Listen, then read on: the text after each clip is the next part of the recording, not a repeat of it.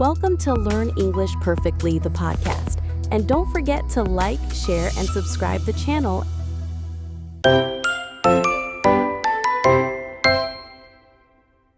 You know, when people say, don't waste your time, it almost sounds like a cliche, right? But let's take a minute to really unpack that.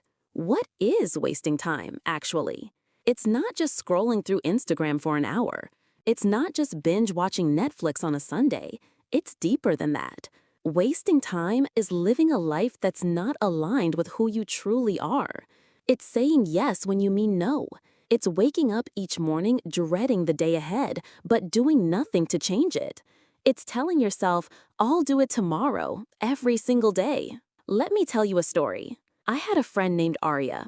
Talented, passionate, full of dreams. She wanted to start her own wellness brand. She had vision boards, notebooks full of plans, but year after year, nothing happened.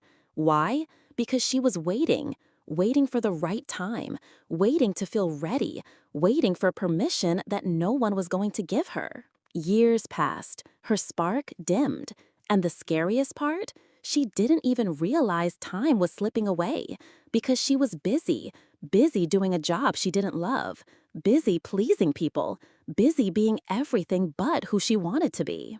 Wasting time doesn't always look lazy. Sometimes it looks like being overly busy with the wrong things, with things that drain you instead of build you. Let's get brutally honest for a second. Are you spending your time or are you investing it? There's a difference. Spending time is what we do on autopilot. Investing time? That's intentional. That's when you say, I'm doing this because it brings me closer to who I want to be. Ask yourself right now, what are you doing that feels like an obligation, not a passion? What are you doing because it's expected of you, not chosen by you? That, my friend, is where the real waste begins. Now, I'm not saying you have to be productive 24/7. Rest is important. Play is essential. But when your days start blending into one another, when your goals become someday maybes, when your heart whispers more and your habits say no, that's when it's time to pause and ask, what am I really doing with my time? Here's the truth. Time is life. When you waste time, you waste life, and you deserve better than that. So, now that we've talked about what wasting time looks like, let's talk about the why. Why do we do it? Why do we keep wasting time even when we know we're doing it? You're not lazy, you're not broken, you're human. And the human brain, it's wired to protect you, even if that means keeping you stuck. Let me explain. Your brain loves comfort. It loves routine, predictability, safety. And every time you try to step out of your comfort zone, whether it's starting that dream project, quitting that toxic job, or even just speaking up for yourself, your brain hits the brakes. It whispers things like, what if you fail? What if people judge you? What if you're not ready yet? So instead of acting, we avoid. We scroll, we binge, we make to-do lists that we never touch. We say, I'll do it tomorrow because tomorrow feels safer. Psychologists call this avoidance coping. It's when we protect ourselves from discomfort by avoiding the thing that scares us. But here's the twist. Avoidance feels good in the moment, but it steals our joy in the long run. Another reason we waste time? Perfectionism. We wait for the perfect idea, the perfect time, the perfect version of ourselves. But perfection is a lie, and waiting for it, that's how dreams die in slow motion.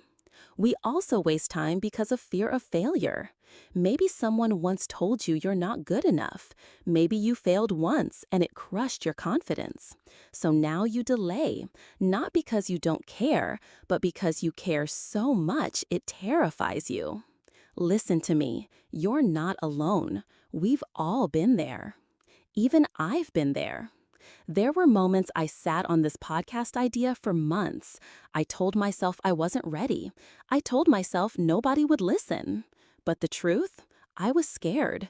Scared of starting. Scared of not being perfect. Scared of being seen. But I realized the cost of waiting was greater than the risk of trying. So I pressed record, and here we are. So if you're out there feeling stuck, telling yourself you'll start next week, next year, next lifetime, please hear me when I say your fear is lying to you. You are more ready than you think. You don't need to feel fearless. You just need to feel brave for one moment. Because that one moment, it can change your entire life. All right, now we've explored what wasting time looks like and why it happens. Let's get into the most important part, how to stop it. How do you take back control of your time and your life? I'm going to share some practical, no-nonsense steps you can start using today. Because honestly, all the motivation in the world means nothing without action. Step 1. Know your why. Get crystal clear on why you want to change. Is it to have more energy, to pursue a dream, to feel proud of yourself? Write it down. Make it your daily reminder. Your why is your anchor when distractions hit. Step 2. Break it down. Big goals can feel overwhelming and paralyze us, so break them into tiny, manageable steps. Instead of saying, I want to write a book, say, today I'll write 1 paragraph. Small wins add up and build momentum. Step 3. Time audit. Spend 3 days tracking exactly how you spend your time, from morning till night. No judgment, just observe.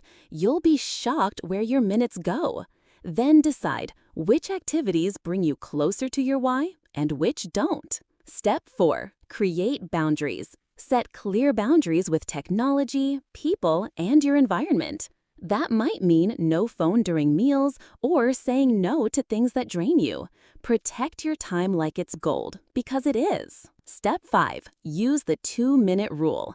If a task takes less than 2 minutes, do it immediately. Small actions done right away reduce clutter and procrastination. Step 6. Schedule your deep work. Pick a time each day where you focus on your most important work. No distractions. Treat it like a non-negotiable appointment with yourself. Step 7. Practice self-compassion. Change isn't easy. You will slip up.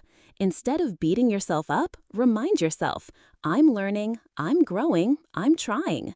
Celebrate progress, not perfection. And here's a bonus tip: remove yourself from toxic energy. Whether that's people, places, or habits, energy is contagious. Protect yours. If you take even one of these steps seriously, you'll start to notice something amazing. Your days will feel fuller, your goals closer, and your spirit lighter. So remember, time isn't just minutes and hours.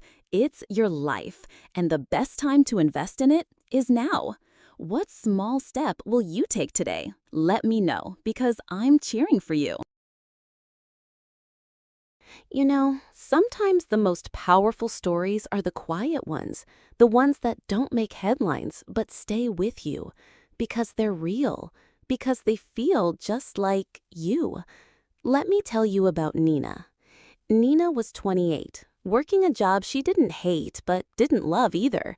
She would get home, open her laptop to write, the thing she once dreamed of doing full-time, but the hours would slip away in endless scrolling, checking updates, replying to messages she didn't even care about. She told herself she was too tired or that tomorrow would be better, but it never was. One rainy evening, she looked at herself in the mirror and whispered, "Is this it?" That night, she deleted every app that drained her. She set a timer for 30 minutes and just wrote. The next night, she did it again. 3 months later, she posted her first short story online. A year later, she had 10,000 followers and a part-time writing career. She didn't become famous, she didn't get rich, but she found something even better. She found herself again.